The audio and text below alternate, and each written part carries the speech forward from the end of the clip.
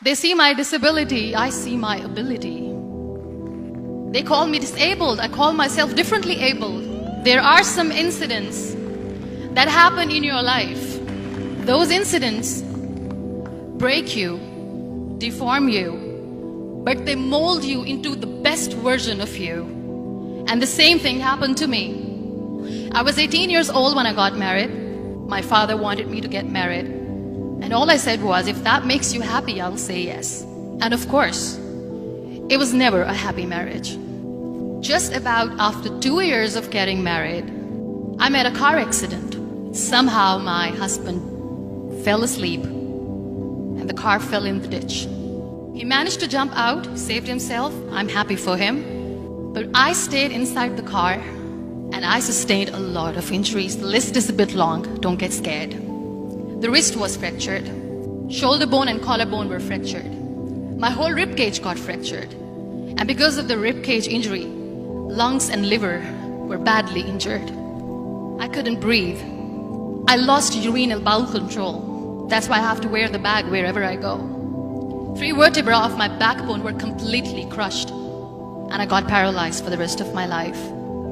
I finally ended up in a hospital where I stayed for 2.5 months. I underwent multiple surgeries. One day, doctor came to me and he said, well, I heard that you wanted to be an artist, but you ended up being a housewife. I have a bad news for you.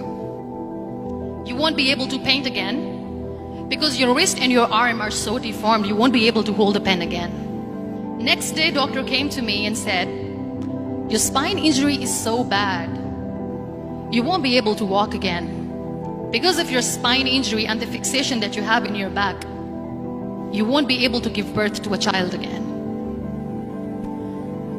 That day, I was devastated. I asked my mother, why me?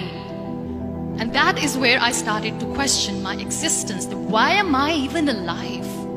And that is where I realized that the words have the power to heal the soul. My mother said to me, this too shall pass. God has a greater plan for you. I don't know what it is, but He surely has. And in all that distress and grief, somehow or the other, those words were so magical that they kept me going. One day I asked my brothers, I know I have a deformed hand, but I'm tired of looking at these white walls in the hospital and wearing these white scrubs. I'm getting tired of this. I want to add more colors to my life. I want to do something. Bring me some colors, bring me some small canvas. I want to paint. So the very first painting I made was on my deathbed, where I painted for the very first time. It was not just an art piece or just my passion. It was my therapy. And then I was discharged and I went back home. And I went back home and I realized that I have developed a lot of pressure ulcers on my back and on my hip bone. I was unable to sit. There were a lot of infections in my body, a lot of allergies. So doctors wanted me to lie down on the bed straight for not 6 months, for not 1 year, for 2 years. I was bedridden, confined in that one room, looking outside the window, listening to the birds chirping and thinking maybe there will be a time when we'll be going out with the family and enjoying the nature. That was the time where I realized how lucky people are. That is the time where I realized that the day I'm going to sit, I'm going to share this pain with everyone to make them realize how blessed they are, and they don't even consider them lucky. That day I decided that I'm going to fight my fears. We all have fears. Fear of unknown, fear of losing people, fear of losing health, money. We want to excel in career, we want to become famous, we want to get money. We are scared all the time. So I wrote down one by one all those fears. And I decided that I'm going to overcome these fears one at a time. You know what was my biggest fear? Divorce. I was trying to cling on to this person who didn't want me anymore, but I said no. I have to make it work. But the day I decided that this is nothing but my fear, I liberated myself by setting him free.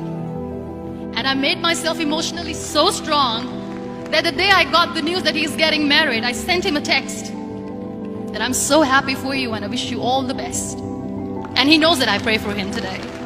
Number 2 was, I won't be able to be a mother again. And that was quite devastating for me. But then I realized there are so many children in the world, all they want is acceptance. So there is no point of crying, just go and adopt one. And that's what I did. People think that they will not be accepted by the people because we, in the world of perfect people, are imperfects. So I decided that instead of starting an NGO for disability awareness, which I know will not help anyone, I started to appear more in public. I started to paint.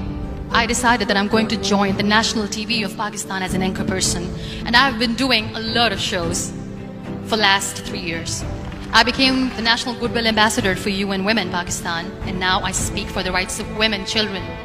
We talk about inclusion, diversity, gender equality, which is a must. Every time I go in public, I always smile. It's always a big toothy smile on my face, and people ask me, don't you get tired of smiling all the time? What's the secret? I always say one thing, that I have stopped worrying about the things that I have lost, the people that I have lost. Things and people who were meant to be with me are with me.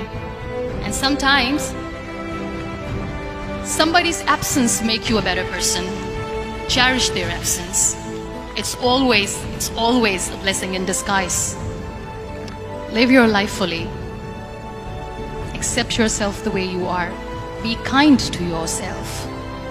Be kind to yourself. I'll repeat, be kind to yourself, and only then you can be kind to others. Love yourself and spread that love.